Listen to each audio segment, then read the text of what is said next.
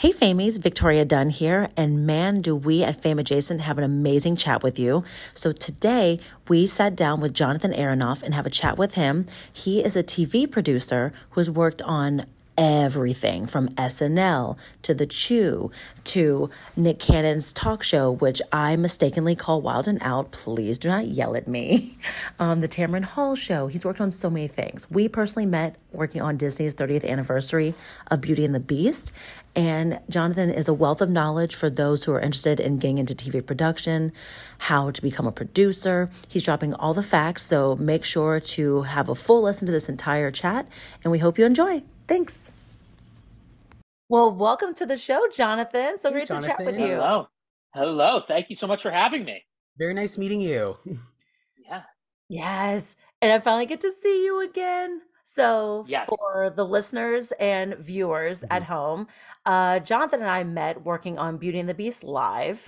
So that's where our paths crossed. But Jonathan has had quite the career being a producer and working your way up from SNL all the way to like Nick Cannon's Wild and Out and just everything. Like you've done a lot. So we're very excited to chat. Yeah.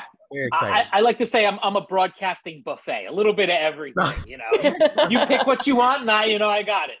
Exactly. A Las Vegas buffet or Well, we'll say like in the offskirts of the Vegas Strip.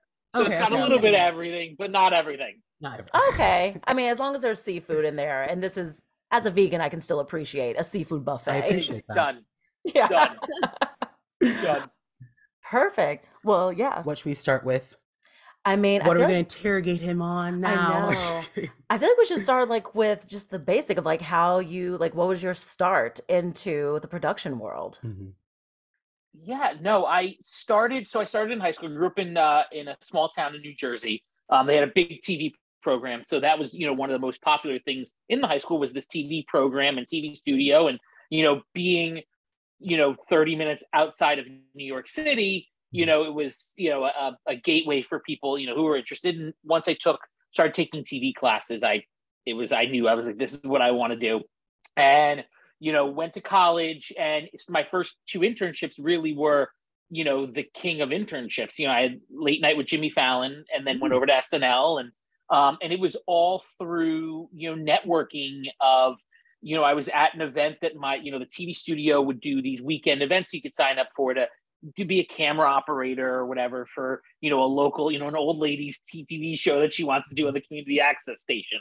And, and through that, I started chatting with a gentleman who worked at Jimmy Fallon, and then he worked at SNL and a number of other shows. It was this guy Wally, the cue card guy who people know from Seth Meyers, and he lived in my hometown. We exchanged information, and he passed along my information to the intern coordinator at Jimmy Fallon when he was at Late Night. And really from that moment on, I just I was like, this is exciting. I want to do this. And I was a production intern at Jimmy Fallon. And then at the end of my internship, it was like, well, what do you want to do? And I was like, well, I would love to go to SNL. And everyone was like, oh, we know people there. And kind of just moved over. And I was there for all of season 37, which was the last season of Kristen Wiig and Andy Samberg. And, I got to see so many iconic, sketches. I got to see Andy Samberg with Lonely Island doing their final digital shorts. And, I got to see, some of the hosts that year were, Will Ferrell, who did, his bit with Anna Gasteyer, and, and Jimmy Fallon hosted, which I thought was the coolest circle of life for me, in that he came and he hosted.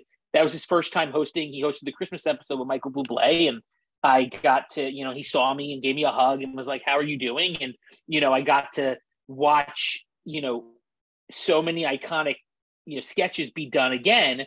And, kind of went through there, and then kind of after college, kind of hit this moment of what do I want to do? And that's where there was a number of different things. I've gotten the experience of working in a, post-production house, working at, doing live events, kind of doing a little bit of everything because I didn't know what I wanted to do. And ultimately that led to, I got to, was invited back to SNL about a season or two after that to work in the film unit, which is the pre-taped department. They do all the music videos and the commercial parodies and all that. And cool. I got to do that.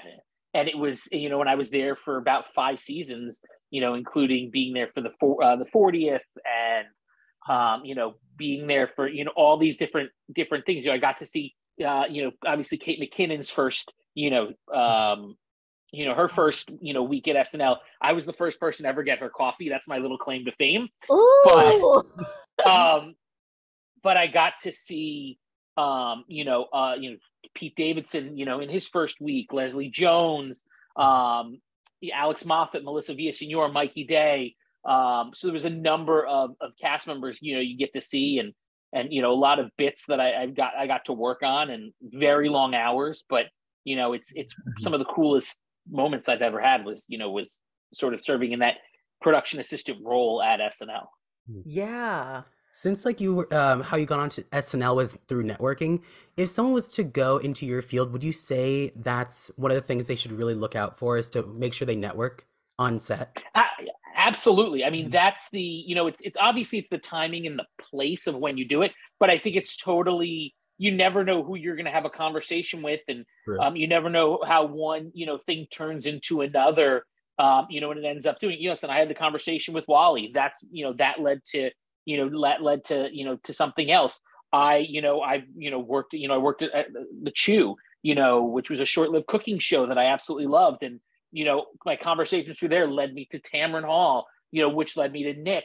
So it's 100% networking. It's, as much as, I like to say, it's not, what, it's who, it's, that's 100%, what it is it's keeping in touch with people and using those opportunities to chat and keep in touch with, because that way, if you stay fresh on their mind, they're, when they need someone, they're gonna be like, oh, I need, let me reach out and see if they're available. So yeah, it's 100%, our industry is 100% networking, especially, they don't teach you how to be a producer. They don't teach you how to, they teach you how to edit. You can learn how to be a camera operator. You can even take classes in directing, but I feel like producing really is through networking and meeting people and having people give you the chance.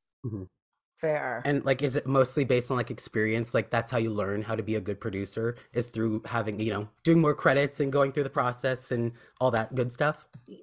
Yeah, I mean, absolutely. It's asking, and it's, it's asking. I remember at the Chew, there used to be this segment that he called the mid break. It was a 5 to 10 second segment bumper that was in between the middle of the show that they would roll in right in between commercials, and the Chew's coming back, and it was something, and they would do something in that maybe had to do with the theme, and there was someone that would produce those segments, and it was always the associate producers that would, and sometimes the producers that would produce those segments. And I was a production assistant at the time at the Chew, and I remember I raised my hand. I said, "Can the PAs produce mid breaks?" And they're like, "That's a great idea. Let's go for it." And so you had to write up your pitch of what you wanted to do. The senior producers in charge of that day's show would give you the opportunity, and you'd go with it. But I think it's 100%, it's experience, it's asking for more, it's showing that you can handle it, and then asking for more. Even with Tamron, that was the same thing. It was very much ask. Once you feel comfortable, then it's okay. What's the next thing you can take on? And a good producer is always thinking of new ideas, especially on something like a talk show. What are some crazy ideas, fun ideas, things you could do, guests that are great, always flipping through the news to be like, oh, I heard this story. Let me try and pitch this and do this really cool thing. Fair. Especially imagine with talk shows, there's different segments or different producers for different things. I'm not as familiar with talk shows, but isn't there some that just do research for segments, some that, and you pitch your own to kind of create one that may be everything? Yeah, absolutely. I mean, there are some, each show's different. I think, when we started Tamron, which was Tamron Hall, which it was a show I was on from the pilot through the second season, at first it looked like we were going to start out with, there was going to be a true crime team. There was going to be a human interest team. There was going to be a celebrity team. And then that kind of sort of washed away, and kind of everyone had their hands in everything. And that's when they were, sort of looking at, sort of, you were getting your hands in, in all different pots and trying different things. And, that was the perfect example. When I started Tamron Hall, I started as a production assistant. And then, weeks into the production process, a position, an associate producer position opened up. And I was like, my parents always like, closed mouths never get fed, go for it. And, when I had a lot of experience and I went for it and they gave me the AP position and I used that to, when I was in charge of audience booking, I was, at that point was the top of show team and kind of was doing that. And, what's the cool ways that Tamron could take the daily news, have that conversation and pull in. And my job was, who can she go to in the audience? Who can she go to on Zoom that can elevate the, the conversation? I remember one story we did at Tamron. It was something about, it was like calling out, calling out if you're one company, I think it was Chipotle, was like making you have to have a doctor's note if you called out and, called out sick. And it was like, and I remember like there was some people had some opinions in the audience. Yeah. And I remember she was like, well, what if you just get drunk and you're hungover? And then I had Tamron go and talk to the person's name was Moet. So it was like a perfect timing, perfect, moment. And it's planning those moments and thinking 3 steps ahead of where you're at. Have you ever had anyone doing that where they've almost done like a bait and switch where they've said like, oh, I have an opinion, and then they say the opposite of what you kind of absolutely.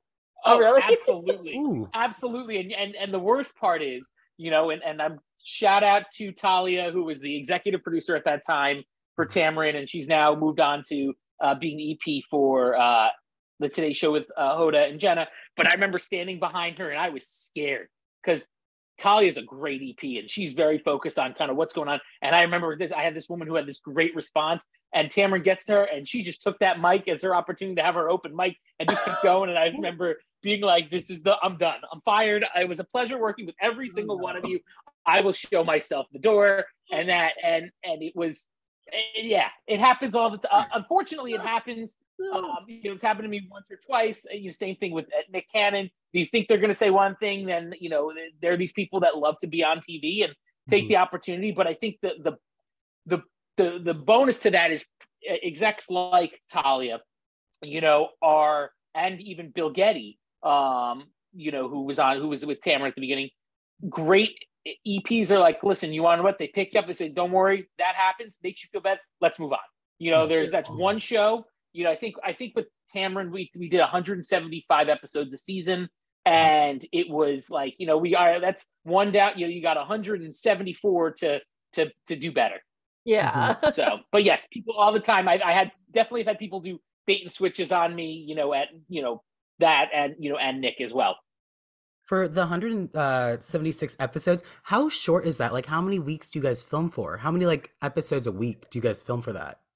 Yeah, it varies. With Tamron, we were doing 6 a week, which was the production schedules changed throughout the season, but it was, usually a lot of shows like to do 2 on Tuesday, 2 on Wednesday, 2 on Thursday.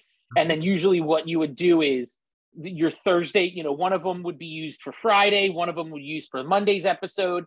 And then, you'd have one that you'd always have in the bank, for later on, because a lot of talk shows like to they'll take hiatuses throughout.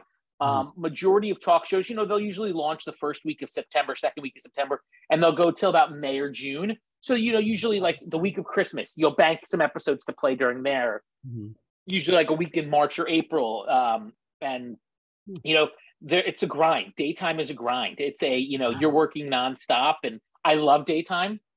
But I was watching an episode of The Simpsons the other day where they did a whole episode all about daytime talk with, I think it was Krusty the Clown got a daytime episode, and I was like, this is so true. Really? It's a grind. I love daytime. I gotta watch it.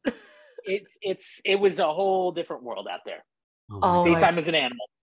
I mean, I imagine only from going to tape, like some tapings, like when I went to New York, I went to the Wendy Williams show, and that was still a thing, RIP. But and it was so much fun. But I just imagine like the shuffle of doing that. And then I went on a Thursday, so they were doing 2 episodes, and it was very clear that they were like, get out. We got another one to do. Yeah, I mean, that's it. It's a grind. I mean, daytime is a grind. Daytime is you work to try and get, what's going on. I mean, granted, one of the, some of the greatest daytime talk shows, Oprah, The View, Kelly and Ryan, So it's it's trying to, I think that the bonus to daytime now is trying to find the best, try to find something, not reinvent the wheel, but come up with your own way. Like The Chew. I loved The Chew. The Chew was a whole different, it was a show that hasn't done. It took your panel format like The View and then added food to it, and you learned something, and and it was great. And it was a fun show to be on, because it was an hour that you got away from gossip, politics, the craziness in the news, and it was an hour of just good cooking and fun. Yeah. Oh, that sounds so nice. I know, right? Yeah. Because I remember when that show came on, I was so excited about it. It was awesome. Because then they have some of the people from like Top Chef and like different, like some different hosts on there. So they knew what they were doing. I bet the food was incredible. Did y'all get to eat it? We did get to, we would always, so at the end of the episode, they would always take sort of all the leftovers that they put in the back, and crew and, staff could take. And but if there was something that you wanted, you had to make friends with the kitchen staff, and they would make sure to put some on the side. But I mean, listen, I think the coolest thing of that show is working with people like Michael Simon, Iron Chef, watching him just take, I remember we were doing a bacon episode or a meat episode, and he just watching him cut up a piece of meat, and you're like, you don't get this. You're watching an Iron Chef prepare this piece of meat ahead of time. And it was just, it's fascinating to watch. And, Clinton Kelly, and watching, some of these big names in TV take the ball, and kind of, you get to see kind of through their eyes how things go. And, you get to watch big name celebrities come in as well. Right.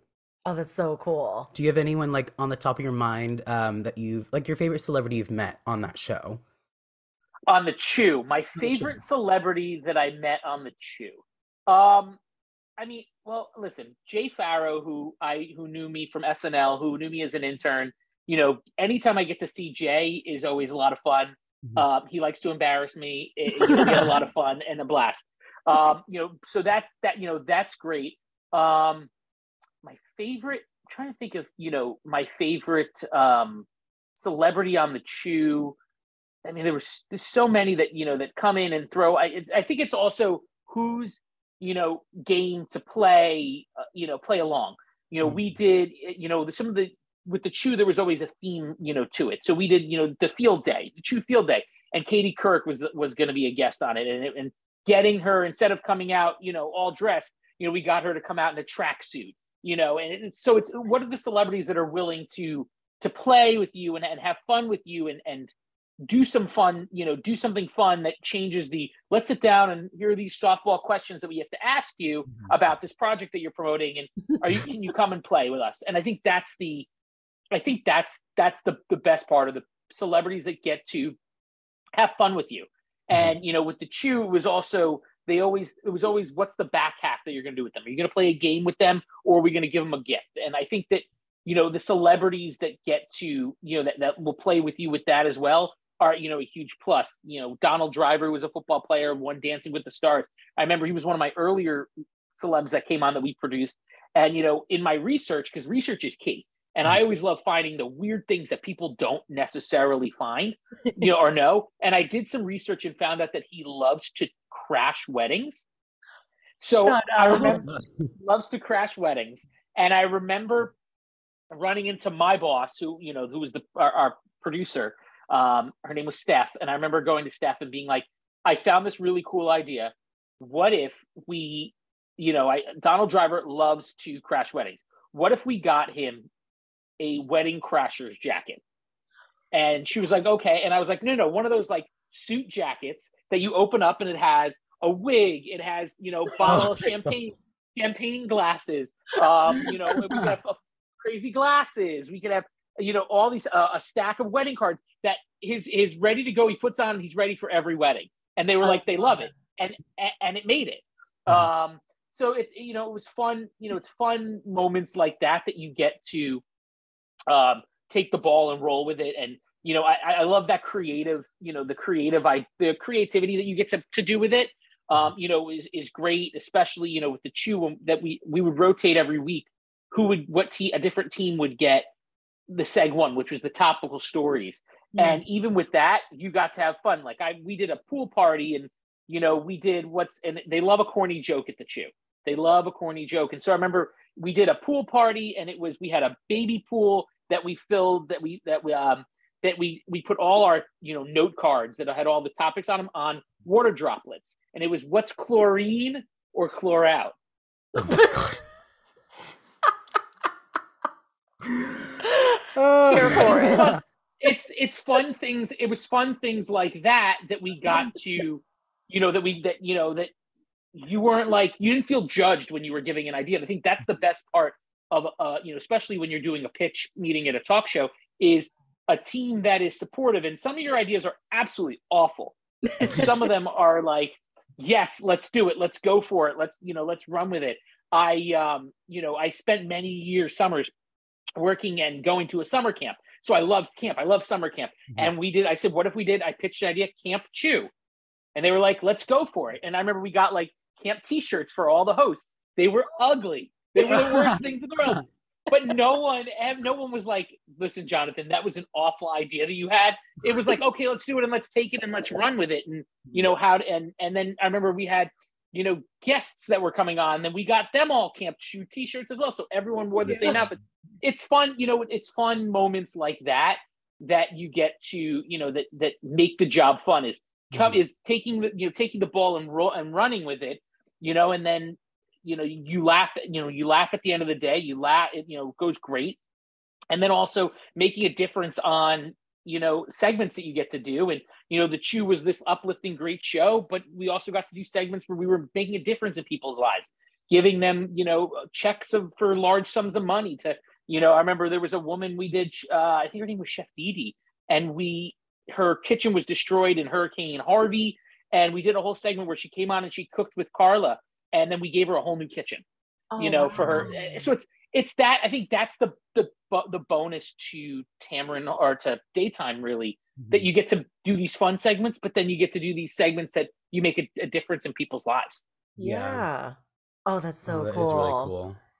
And then even, what are 'cause I imagine obviously SNL had very long hours. With Daytime, I deduce that it would be, I feel like this is incorrect, that you're working very early in the morning, and then by like 3 p.m., 4 o'clock, you're done. But is that not true? Is it then you work like segments for the next day? Yeah, I mean, it's a grind. It's, it depends on when, sort of what was going on with the Chew. We taped 2 shows. The Chew was never live. So the Chew, usually we tape the show at 10 o'clock, or it was at 9 o'clock, and then in the morning. So, you'd arrive on set. If it was your show, you'd arrive on set at, maybe 6:45, 7. And then, that episode would air at 1 p.m. Eastern. And then you'd tape your next show that afternoon, and that would be done later. Tamron and Nick Cannon's Daytime talk show were both live. So that first episode would be live. So you're ready to go. There's no changing. You were live. And then, the second show you taped would be, played later. So, and you're really, you are, depending on the schedule and the team that you were on, it really depended, sort of how late you were working. And sometimes you'd be working on weekends to make it work. Or you're checking, at Tamron, really, and Nick, I was on, the top of show teams. So I really got to, it's during the weekend, you're checking email because there might be a great news story that you want to do, or things along those lines, or you're keeping up to date with what's trending. So that way, because that's the key thing with those shows, is you want to show people that you're live. You want to show people that, hey, we're here, we're live, look at us, pay attention. That's, and that's same with, with Wendy, Wendy, who was live, it was the same thing. It was, you want to be live, you want to show them that you're live, and you want to show them that you're topical. And it's not just a show you taped 5-10 weeks ago. Yeah. Right. Ooh, okay. And then going into live TV, because I know the common trope for SNL is we don't put the show on because it's ready. We put it on because it's 11 o'clock. So is there ever anything that like weird behind the scenes things that were funny, where it's like, I don't know how the fuck this is going to get pulled together, but it's 11 and it has to happen? Oh, all that like the come time. to mind? Every day? I mean, all the time. You know what? I remember, listen, I remember moments at Tamron and Nick, of running cards in as the commercial's coming to an end, for Nick to, know what's going on. There's a very funny clip that they have on Nick that if I could find it, I'll send it to you. But it's the executive producer, Katie, along with our supervisor producer, Margot, and the head writer, Claire, are briefing Nick during a commercial break. And you see the stage manager going, "We're coming to a break. We're back in 10, 9, 8. They're still talking, 7, 6. And then all of a sudden you hear the theme song for Nick and they scatter. Oh, and it's a very funny clip.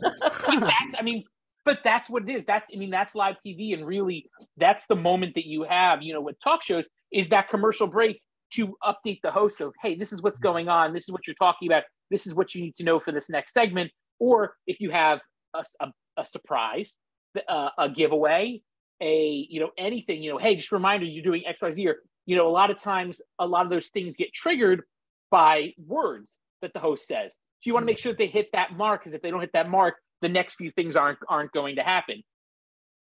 But yeah, listen, there's nothing better at SNL than that. And yeah, you're right. That's what Lauren used to always say. We do the show because it's Saturday at 11:30. Not because we're ready, but because it's Saturday at 11:30, we got to be ready to go.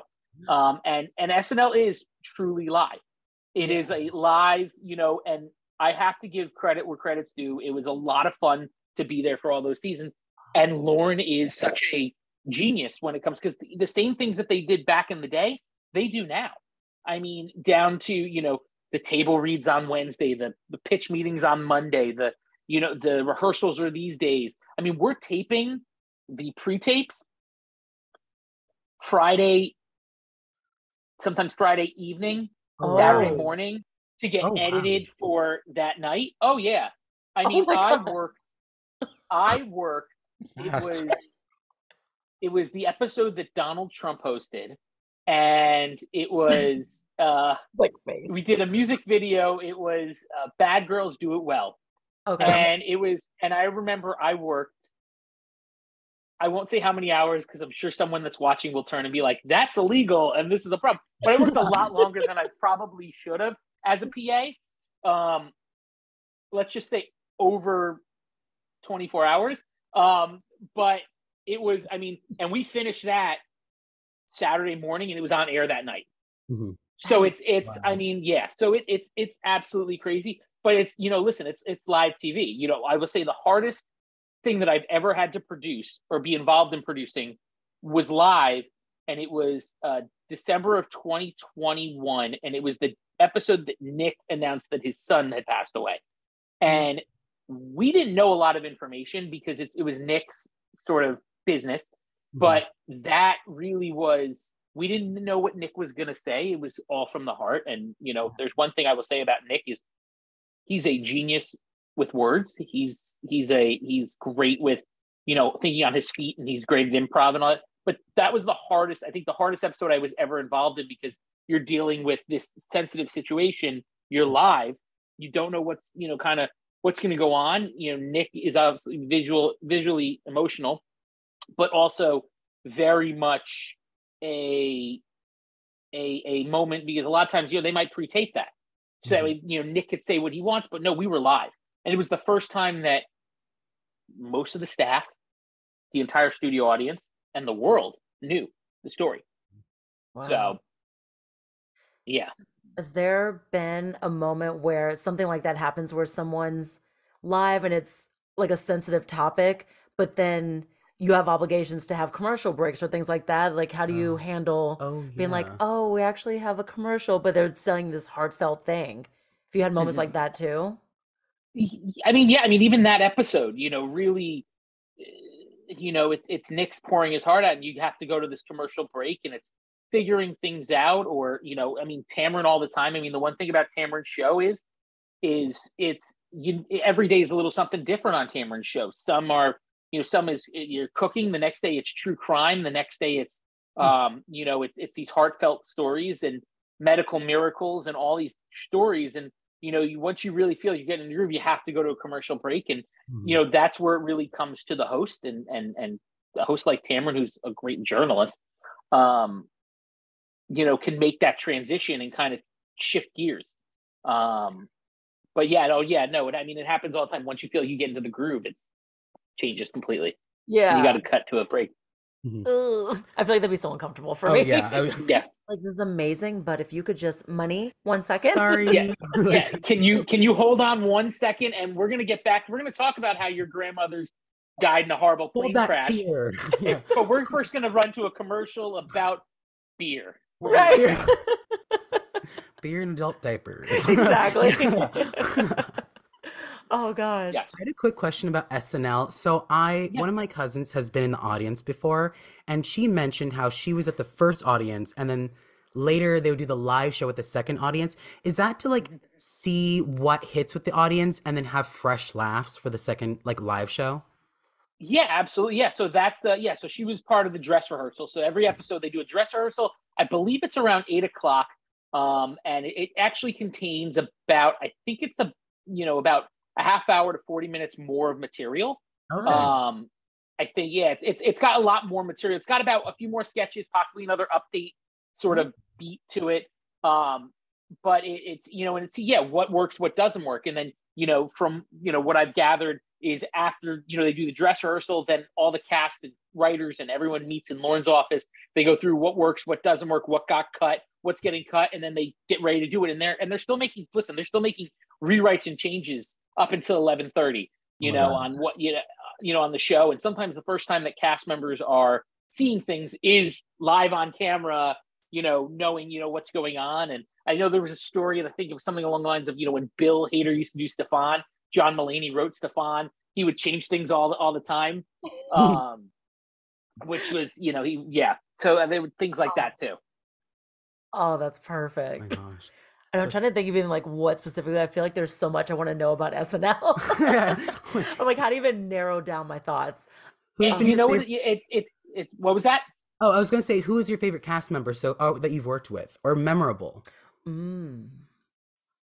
We love everyone, but Yes, we love favorite. everyone, but you're, That's very, very, very hard. Listen, know. everyone is great. Everyone was great in their own right. I mean, and of course, everyone says that this year was the best of SNL, and this year was the worst. And getting to interact with different people, was great. I mean, Kristen Wiig is one of the nicest, kindest human beings, ever. Kenan Thompson. I remember my first day that I walked into the office. Introduced himself to me, and I'm like, I know who you are. You were my childhood. I grew up with you. Exactly. And then and you get to, and being sort of in that writer's room and watching things grow, and you get to watch things happen, and you get to be a part of it. I remember when I first started at Jimmy Fallon, the one of the execs came in during, we had like our intern orientation chatting, and she made this comment about, listen, you never know, that cup of coffee that you run and get could give someone the bolt of energy to get that Emmy award winning sketch. And back then I was like, yeah, okay, lady, whatever. But I mean, listen, it's true. Yeah. You don't know that watching what's going on, and we had to do I had to do so many crazy things. At SNL, I've been on Weekend Update a few times in different, I dressed as different characters. Shut up. I've been That's so in cool. sketches. Yeah. I mean, let's see. They wrapped me in tinfoil as someone that was going to Comic-Con. I was a doctor. And then there was all the bits that I was, that didn't make it to air that got cut. So it's you never know what to expect. That's, I think, the advice I also always give people is, as much as Great Talks Network, always say yes. Always say, I've had to do some crazy boring things, when I interned, like transcribing full episodes. And then I got to do fun things like, wrapping a scooter in, wrapping paper for a bit that Andy Samberg and the Lonely Island were going to do. It's so and it was always something different, and always saying yes. I mean, I remember I once got sent to Barnes and Nobles at that point to buy every single episode of, box set of Downton Abbey, and then every box set of Lord of the Rings, and have to watch every single episode on, speed to get the time codes for certain things that they were looking at, a sex scene, things along those lines. So it's, a lot of things that you do, sometimes they're great, sometimes they're glorious, and sometimes they're awful. But it's always say yes, because you never know, if what that's going to do. I remember Seth Meyers used to love his his Dunkin' Donuts K-Cups. And I remember every week I used to have to buy that. And I always used to have to, and I remember I saw him at an event later on, and I brought Dunkin' Donuts K-Cups to him, and he started laughing. He's like, "Oh my God, you remembered."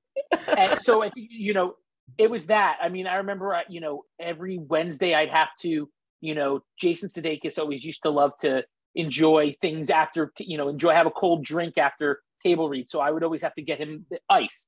He always wanted cups of ice in his dressing room ready to go. And so it was, things like that, those are the things I also remember, is minuscule and dumb as they were. It's things that I remember, and people, and, that's what sets you apart from other people, is that they remember, oh, hey, he did that. He helped me. I used to have to help bring the guests of the cast and the writers up, and that's the girlfriends and family members of cast members and writers. And some of them were celebrities that I'd have to bring up. And I remember, Jason's entire family came from Kansas. And, I remember at the, it was such a mini moment. I took care of them. I made sure they got in, everything. And I remember at the end, Jason giving me a hug and saying, "Hey, thanks for taking care of my family." It's those moments that you're like, okay, this is, it's cool. And that you feel seen. Yeah. Okay. If someone was wanting to do what you do, how would you get into it? Because we talked about how you continue, and also like, what the job is. How would you start in production? Like, what's the first step? I would say, and you don't have to know exactly what you want to do. Let me look at me. I didn't know what I wanted to do. But I think it's, it's networking. It's reaching out to people on, we've got, nowadays you've got all these different social media options. They didn't have that, I feel, not to make myself feel old, but like 10 years ago, they didn't have this, plethora of social media.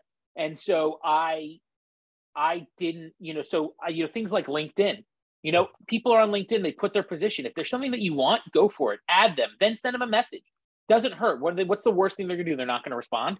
That's it. You never, that's the thing, is you never know what you're gonna do. And take every opportunity that's given to you and go for it. Do it. You never know what that's gonna lead to, but also you never know who you're gonna meet. And if you don't like sports, but you're offered a job to PA at a sport event, take it, because you never know, and also, you might turn to and love it. Same thing with news, same thing with, a reality show. I think that's the key. That's the key, is really taking, is reaching out to people, networking, and kind of seeing, and it's anyone. I mean, if, being you start out as a PA, start out as someone, be like, "Hey, listen, I'm really interested, would love to get my foot in the door. Can we chat?" Don't immediately send someone a message and say, "Get me a job." Say, "Can I pick your brain? Are you available for an informational interview? Can we chat? Can we," I've talked to a lot of people who have said, "Hey, I'm really interested. Can you just give me information? Want to know." And then, I know that a lot of people that you reach out to them and just say, "I'm really interested in working at SNL. Can you get me a job?" And that's people, I think, that don't necessarily, it's not that, I don't think people want to help them, but it's, you're only using them. I remember when I left SNL, someone reached out to me on Facebook and was like, "Hey, congratulations on your new job. Any chance your position's up for grabs? Can I," I'm like, first off, this, just put a little salt in the wound of me leaving SNL, which when I left SNL, it wasn't because I was, it was because I wanted more full-time, work. And and SNL was just a freelance, few day thing. But I was like, oh, okay, really, kind of keep right, put the dagger in. Exactly. It's like, they're blunt. Right. It's like just walking over your like carcass. Yes. Like, so if you don't mind. Yeah. So if you don't mind, can I just want to hand me the keys? Because I'll take over. Here's my address, my PO box. Like, just please send them over. Like, right. Oh my gosh. Geez. Wow. Do you want to do a quick break? Yep. Okay. We're going to do a quick break, and we'll be right back. Fame Adjacent is brought to you by Cheaters Club Eyewear. Cheaters Club isn't just a name, it's a definition. In fact, the word cheaters is a common word used to refer to readers, and we're so here for it. Cheaters like to think of themselves as a destination for anyone who refuses to succumb to their age and wants to feel sexy and stylish when reaching for their reading glasses. Put more simply, they're the next best thing to Botox and fillers. Cheaters Club offers a unique line of fresh styles that use top-of-the-line materials at surprisingly affordable prices.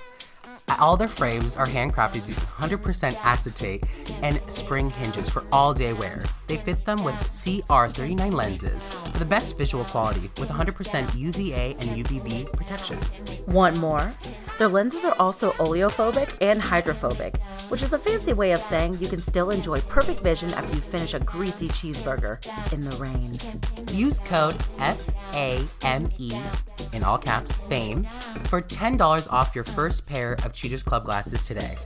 Thanks. Hey guys, welcome back to Fame Adjacent. Perfect. Welcome back. We're still here with Jonathan Aronoff.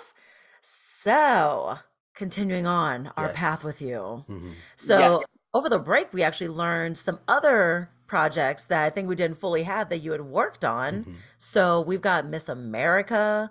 Super Bowl halftime. Yeah. Oh, I actually do want to ask you, which Super Bowl halftime did you do? I did Super Bowl 53 in Atlanta, Georgia with Maroon 5. Oh. Which, controversial. Because, I mean, I'm glad that you guys got, I'm proud, but I'm glad that you guys got Big Boy. Because for a while there was a lot of concern there weren't going to be any Atlanta rappers on that show. It was that was full of Big Boy. That was full of SpongeBob. It was full of there was a lot of Travis Scott. There was a lot, and but it was. I will say that was my first job that I was away. I was away for a point in time, and I mean, I loved Atlanta. The World of Coke. We got to go to Mary Mac's Tea Room. Got to classic, delicious. I got to scooter. But it was listen, it's fun, and I don't think that people realize how much work goes into it. And there's a whole team of field team members that are pushing carts out because it's called the 24 minutes of chaos, and it's and with that it's the performance is 12 minutes, and then they have literally 6 minutes to get everything on, 6 minutes to get everything off. The whole stage on and off, and so there you've got hundreds of people that are getting, that are volunteers and getting paid, nothing. They're just part of the experience, and they're pushing the carts on and pushing because everything comes on a cart to make things easy. And I remember literally as at the end of the performance, it's the last big note. They're going crazy. We'll be right back. And literally the players are coming running on the field. So you're like, the players are coming this way. You're going this way. You're trying to get out of the way. Oh my gosh. How long is the how many months of I imagine months of rehearsals leading up to it to get that down to like a tight amount of time since it's so specific? Yeah. It's not as much as you think. I mean, I want to say that the rehearsal wise and the practice really was only about 2 to 3 weeks. And because people travel from all over the country. I mean, they're called field team members, and it's like a cult. These people are, they've done it for years, and they're awesome, and they're so kind, and and it's like a family. Every year they come back, and this is what they look forward to.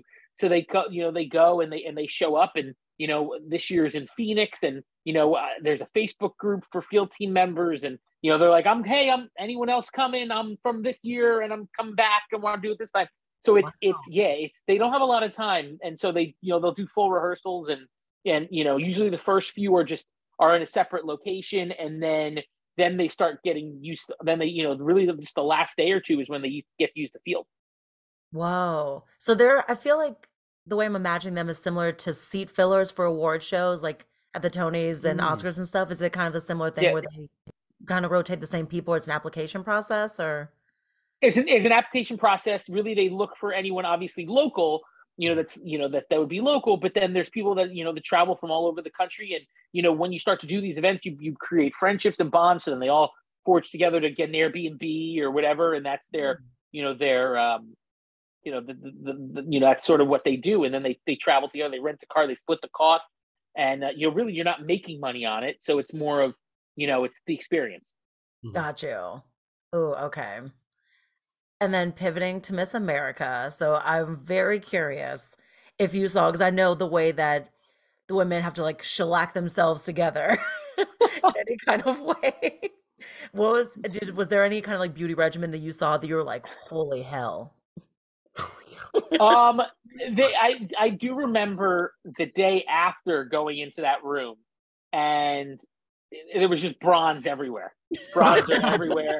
and butt glue and all this stuff to keep, that. But it's Miss America. I got to work on two years of Miss America, and it was it's fun. It was a show that, again, it was one of those earlier production things for me, so I didn't get as much experience. I didn't know what to get, but it's all about making the relationships. And I remember we used to do these things called the Parade of States, and that was like the beginning where like they would dance to music and come out and introduce themselves and say a fun fact. And from the state that loves this, I'm so and so, Miss Arkansas. And I remember we were filming the Parade of States one day, and we're in the middle of a hurricane, and we're filming this, and literally then they had the idea of, let's go on a boat, and let's film this group on a boat in the Atlantic City harbor. And only a few of us were on the boat, and everyone else was kind of offshore waiting. And I remember I'm on the boat, and there is a video of this, but one of the assistant directors looks at me and goes, all right, we're trying to get the Miss America banner to stay on the side of the boat, but the wind is like flapping it up, and they're having problems kind of connecting all of these together. So they're like, and they wanted to wait for the wind, for the winds to stop and the waves. So like everyone kind of just So I remember the assistant director walking and looking at me going, you keep the contestants busy. And I'm like, what? Yeah, just do whatever you can. Keep them busy for the time being while we're going to solve this. So I go, okay. So I do what every good PA does. You've got 50, I think that year was 52 contestants. We did a 52-person round of row, row, row your boat. Oh my God. Listen, you're thinking off the cuff. I'm not mad. I'm thinking, I put the summer camp chops, hat on, and you want to know, we did a very good job. I was very proud. Shout out to all the girls that were that year, because we did. I mean, we nailed it. We have it on video. There's row. I remember. Yeah, we're going and we're all wearing sea hats. We're all wearing captain hats. All the crew. So you have me with my hat on, and we did it, and it was quite entertaining. That's amazing. Oh my God. I want to see that video. Legit. Yes. It's a proud moment of mine, I will say. Fair. I too would be proud. Yes. Okay. For Miss America, how long is the rehearsal process for the ladies? Like, how long are they there for? So they're there for, it's a few weeks, but they're also they go on a tour, I think, right beforehand. Okay. And so like this is back when they were in Atlantic City. Things have changed now that they're in Connecticut, but they would do a tour of like local spots, and their day is planned by the minute. While the contestants are in Atlantic City, then they do, they'll do rehearsals, but the rehearsals are more for that opening number. And then once you hit show week, you'll do some rehearsals where they'll pretend, so that way they know, okay, if you're out, you sit over here, and this is where you walk if you are and not. But yeah, usually the opening number, they do a bunch of rehearsals, and then really earlier that week of the preliminaries. So usually it's like Tuesday, Wednesday, Thursday are the preliminaries, where they're doing, one night, they're broken up into groups, and one group is doing, might be doing talent. The next group might be doing, might be doing questions. The next group, they might be doing, all the different sort of, evening wear, and then they rotate sort of each night, kind of swaps. And then that's why when you watch the show, and in the first 2 minutes, they're already cutting the contestants down to like 20. because they've done these, the prelims. Mhm. But it's a massive sort of overtake, kind of as they put them through the ringer. Fair. Has there ever been, without naming names, anyone who was like, I'm not doing this schedule, or like I'm not, or like they didn't seem as grateful to be there, and we're kind of bucking the system? No, there was a moment the last year that I did Miss America where she went off I think it was Miss Michigan went off script. Oh, okay. And she went off script during her like intros, and they didn't do this year. They didn't do the big Parade of States film shoot. They did it all live in the thing. And she was supposed to say one thing, and then she ended up saying, from the state, who has X fresh water, but not enough for their residents. I miss Michigan, and it was like, oh, I remember that. And you can remember that moment. My favorite is you look at the people in the background and the other contestants who don't know what to do, and they're kind of shell shocked, but you just keep going with it. I vividly remember that. I think it went viral pretty recently too. I think it like needless to say, she did not make the top 20. You don't say. Nah. Oh my gosh. Okay. But yeah, I do remember. I mean, the other thing is, I worked with a gentleman, Mark Lee. One of the years I did it, and our job was he was in charge of all the parents of the contestants, and so each contestant sends 2 representatives to this room, and their job is when we get to the top, whatever it is, 20 or whatever, then we have seats. We have the camera seats. That's why you always get the shots of the parents and they're close or whatever. These camera, really good seats. And what we're doing is it's very intense. You're in this room with 2 representatives of each contestant as they're reading the list, and Miss, Vermont, and you're like, okay, grab mom and dad and throw them down the line to get to the seats because they want to get a shot within a few seconds of them. So they're running, but then you're also in this very uncomfortable room because you've got 50 whatever contestants. That's 100 people, and then 20 of them, 20 contestants will make it to the next round, and everyone else has their dreams crushed, and you're like, thank you so much, get home safe, bye. Yeah, I was like, do the families leave like immediately after they get cut, or how does that? They'll go back to the audience seats of in the bleachers, but it's I wouldn't stay. Yeah. If my daughter got cut, I'd be like, we're leaving. Yeah. Bye. Exactly. Out. Totally. Oh my gosh. Okay. What about, because I know with like live segments and stuff, you're kind of telling us, I want to get that moment of like crazy moments that have happened when you're just out dealing with the general public and producing segments. Well, that's a great question. Okay. So SNL, one that comes to mind is Ariana Grande was the host. And we filmed this is not a feminist song. It was a feminist song with the music video. And we filmed it on the boardwalk of Coney Island. And I was sort of the talent assistant helping with the cast and whatnot. And I don't know if you've heard Ariana Grande. She's this up and coming artist. She's never heard of her. No. Waiting for it. I hope the best happens for her. Yeah. Well, word got out that Ariana Grande was on Coney Island, and you can't shut down Coney Island. Oh. You can't shut down the boardwalk. So we're like taping and keeping people moving and trying, and then when we're moving Ariana and the cast members, and so that's always tricky. It's more so SNL because those bits that we would film outside, out and about, it's keeping them, it's keeping them, kind of keep going while we're getting the cast. I mean, and that's the thing. I mean, same thing with us, with Miss America too, with, we'd film these Parade of States and you'd have people that would just be like, oh my God, once you see celebrities, people go, oh my God, and they freak out. Yeah, right. Yeah. So it's, and the people that want, as many photos and whatever as you can. So yeah, that, I mean, it happens, and it's just keeping calm and keep moving and having a plan and knowing those, sort of where the nearest everything is, exit, enter, all different strategies, for that, is key. And same thing with, more so, I would say on the daytime talk side, is that people know where the celebrities come in, where they come out. So it's just, you let it happen, and you go from there. Yeah. I just imagine, because I know you were saying that the SNL pre-records happen sometimes super late at night, and I'm imagining New York late at night can't go well. I wouldn't. No, it's no, yeah, it's. I mean, like I said, that that is yeah, I would say, yeah, the Ariana Grande one was key.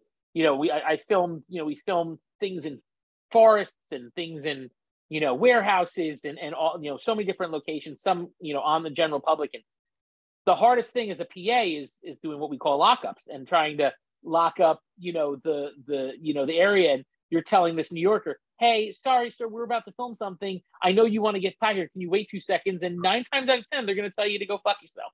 Yeah. That sounds like New York. I was gonna say, and then it's just letting people know, hey, listen, this guy's coming through X, Y. He doesn't want to listen.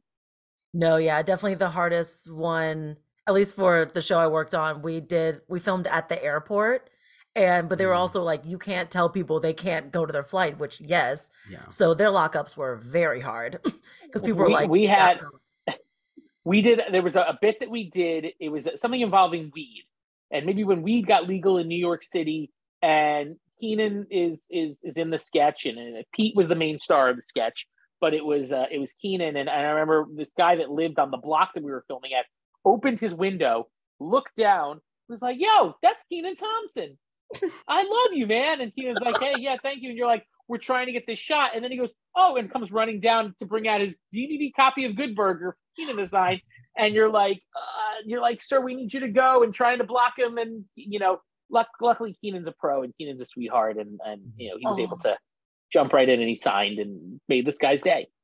I also love that he had Good Burger on the ready. Yeah, I know. Like, that's kind of amazing. Come on. And they're making Good Burger too, is the rumor. So right. Yeah. I've heard about that, especially after that pop-up they did. So I'm excited to see it. Me too. I know. Get Kel back in the mix. I'm excited. Yes. Ooh. Yes. Okay, I think. Should we play our game? Yeah. So. I want to say lie. That's not the game. No. It's cancel, on pause, and green light. Very different. Yes. So instead of marry, fuck, kill, so cancel, on pause of like something you'd put like on hold or like not my fave, and then green light is like, yes, I want more of that. So we're doing it from your first season at SNL of hosts, of like guest hosts. Oh. Okay. Oh, those are good ones. Oh. I tried to pick like really iconic people. So Ben Stiller, Will Ferrell, and Alec Baldwin. I have to give you credit that you looked up the guest hosts of that season. That's great. Okay.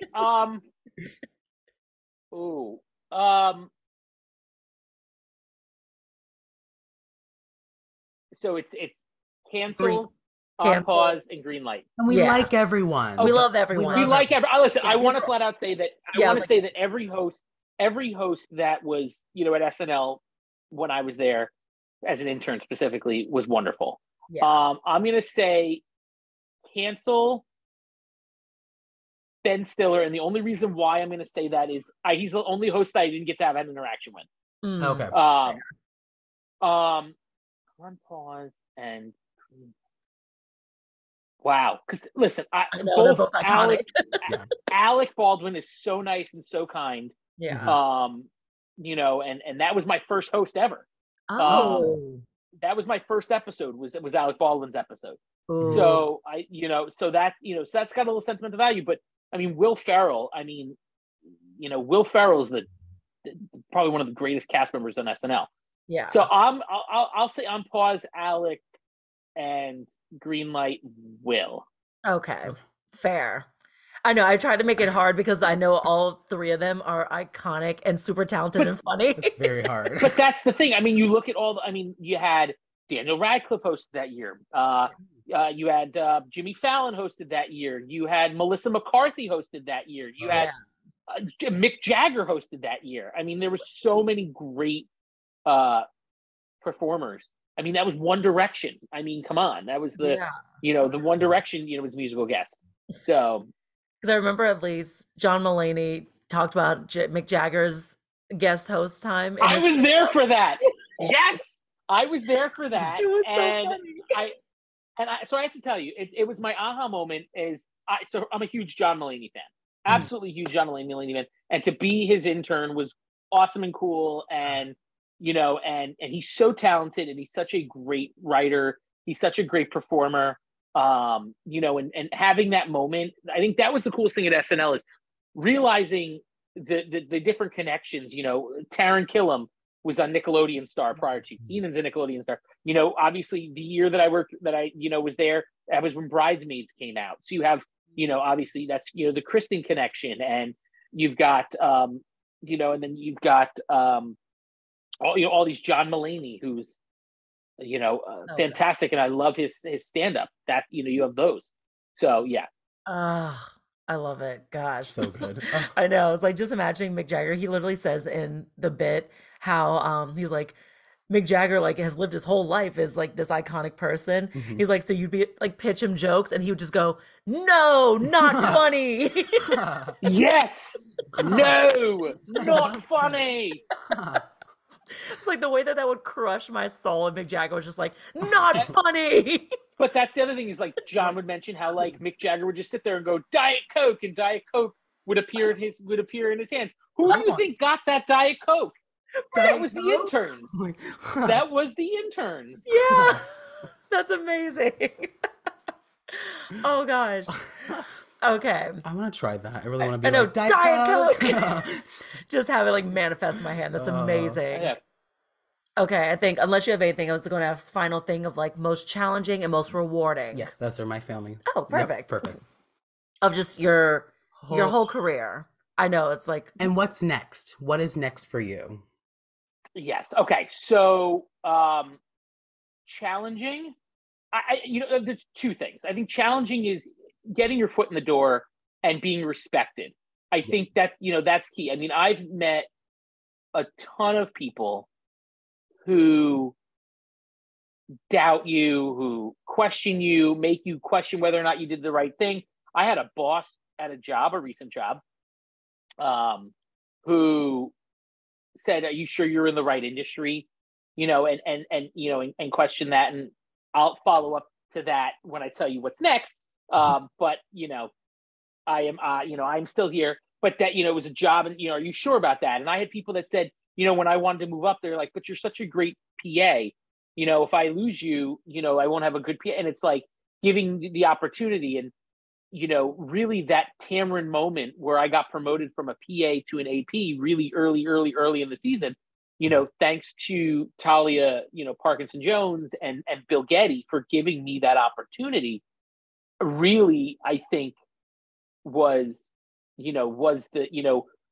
this moment where I was like, I can do it, and gave me that enthusiasm and that, that self-esteem to want to move forward. And listen, you have Talia, who was a legend at Wendy Williams, Bill Getty, who is like the GOAT of daytime TV with the View and Barbara Walters specials and all of that. And, he's, they're, and they're normal people, and, you're able to have a conversation with them. And I still remember the words that Talia told me when she asked, when I spoke with her about being the AP position. I remember her sitting there going, are you, do you sure you want it?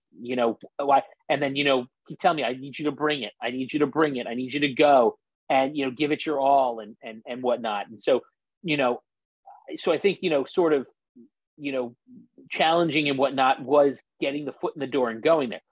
Also producing a show in the middle of a pandemic, not knowing what is, 1 minute we're in a studio and we're having, a full studio audience. And then, I remember sitting in my office and, at 125 West End Avenue in New York City and on the Upper West Side and listening to all these places close and, being like, okay, doing shows where it's just the staff in the audience and talking about this mysterious virus that's coming. And I remember sitting in my office and, being like everyone, on a Friday, being like, all right, well, I'm going to go. All right, I'll see everyone on Monday, prepping the show. We'll see y'all on Monday, if I knew that we weren't going to be back on Monday and literally never ever at this point never ever be back in the thing, do you think I would have left like that piece of chocolate cake I had in the fridge? You know, do you think I would have left that like all the you know the Gatorade that I had on my desk? You know, I would have taken that with me. But I think then they're making that transition, you know, on a show like Tamron, where we then went to Zoom and you know, and then, you know, I don't think if you were to ask me that I'd be producing a daytime show live from my living room at my parents' house, I would have told you you're crazy. You would have told me that I would have produced, you know, at that point, you know, Senator Kamala Harris a month before Joe Biden picks her to be the running mate, that I would be producing her from my hometown in my parents' living room or dining room. I would have told you you're crazy. You know, and I think that's I think that, you know, the thing about working from home and working remote, I think on a daytime talk show is there is no off switch. And I think that was the other thing is that workplace balance was key. You know, whereas, you know, in an office, you know, you can leave, you know, you leave the office and maybe you do check emails, whatever, but that's it. When you're home, you're home. You're working from home. You're everything. So I think that, you know, that in itself was a challenge, but I had amazing producers that made me better, you know, and, you know, that's, you know, people like, you know, I'll say like Joanna Moel, you know, who was an unbelievable producer, and she, you know, worked on Oprah and all that, but she was the one that first producer that to me was like, first off, at first I thought she was this crazy woman, and she's just like talking a million miles a minute. And then all of a sudden she started handing me the keys to the bus and was, you know, she was driving the bus. I was the passenger. Then all of a sudden she started handing me the keys and goes, okay, you're going to go, you're going to write this segment. You're going to try this, you know, and I think that was my moment, my aha moment, you know, especially at Tamron, and really that moment where I felt like I had the self-esteem and the confidence to take it and run with it, where, you know, producers like Joanna, where it was, hey, you have the opportunity to do this. You're going to learn and grow. Go. I'll be here to catch you. And I think that is kind of also how I've wanted to live my life, you know, is giving other people the opportunity and giving other people, you know, the chance to learn and grow and being that, you know, having that confident person. It's like, listen, I got you. You know, I'll catch you. When I started SNL and Fallon, you know, I remember Wally, you know, the cue card guy turned to me and he goes, all I want you to do is pass it. Is keep, you know, pass it on. You know, if someone else needs an opportunity to get their foot in the door, be there to help them, be there to open the door for them. You know, with Joanna, it was very much a, you know, take the ball and you know, and run with it. And, you know, I trust you. I'm here. We're going to be a team. You're not lower than I am. We are a team. And, you know, it's the same thing with, you know, same with Bill Getty, is giving the opportunity to take the ball and run with it. And because of my confidence there, and I, you know, went over to Nick Cannon's, you know, show, and I started out as an associate producer. I got bumped up to a producer, a booking producer, you know, sort of, you know, towards the end of the show's run. But that confidence and the trust that, you know, that people put in you.